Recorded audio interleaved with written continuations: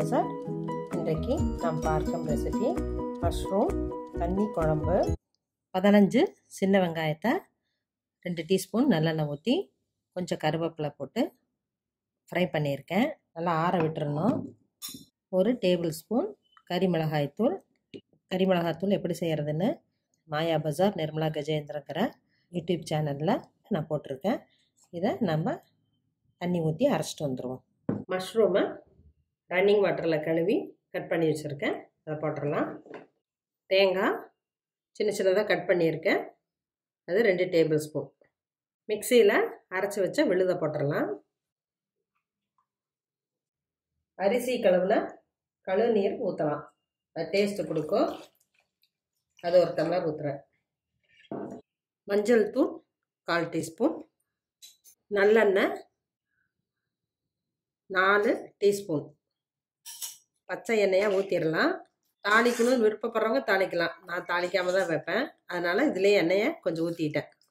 தாளிக்கணும்னு நினைக்கிறவங்க கடைசியாக 1 டீஸ்பூன் நல்லெண்ணெய் ஊற்றி கடுகு கருவேப்பிலை தாளித்து போட்டுக்கலாம்.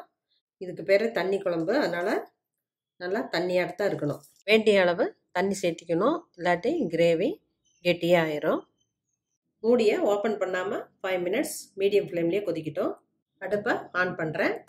2 டேபிள் ஸ்பூன் தேங்காயை ஃபைன் பேஸ்ட்டாக மிக்சியில் அரைச்சி வச்சுக்கணும். 5 மினிட்ஸ் ஆயிடுச்சு. மஷ்ரூம் வெந்திருக்கும். அரைச்சி வச்ச தேங்காய் விழுதை போட்டுடலாம். தேவையான அளவு கல்லுப்பு. தேங்காய் ஊற்றின விட்டு ரொம்ப கொதிக்க வைக்கக்கூடாது. மூடி போட்டு ஒரு கொதி வரட்டும். நல்லா கொதிச்சிருச்சு. இந்த கன்சிஸ்டன்சி இருக்கணும். சுடு சாதத்தில் சாப்பிட்றப்ப ரொம்ப டேஸ்ட்டாக இருக்கும். என்வி பிரியர்களுக்கு ரொம்ப பிடிக்கும். ஸ்டவ்வை ஆஃப் பண்ணிடுறேன். மஷ்ரூம் கிரேவி ரெடி ஆயிடுச்சு. இந்த சுடு சாதம், சப்பாத்தி, பூரி, ஆப்பம், இட்லி, தோசை எல்லாத்துக்குமே நல்லாயிருக்கும். செஞ்சு பாருங்கள், சாப்பிட்டு பாருங்கள். தேங்க்யூ.